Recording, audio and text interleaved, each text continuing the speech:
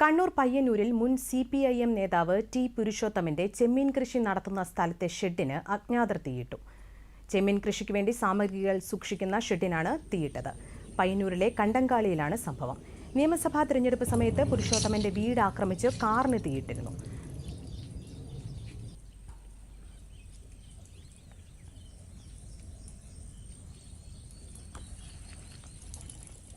വിശദാംശങ്ങളുമായി KO ശശിധരൻ ചേരുന്നു.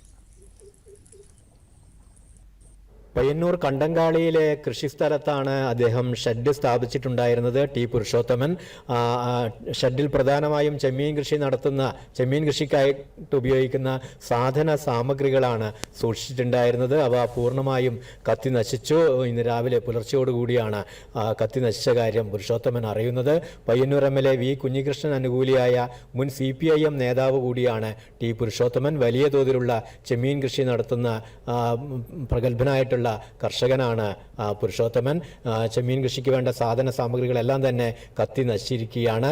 കഴിഞ്ഞ നിയമസഭാ തെരഞ്ഞെടുപ്പ് നടന്ന ദിവസം പുരുഷോത്തമന്റെ വീടിന് നേരെ ആക്രമണമുണ്ടായിരുന്നു. അദ്ദേഹത്തിന്റെ വീടിന് മുന്നിൽ സൂക്ഷിച്ചിരുന്ന കാറ് തീയിട്ട ഒരു സംഭവം കൂടി ഉണ്ടായിരുന്നു.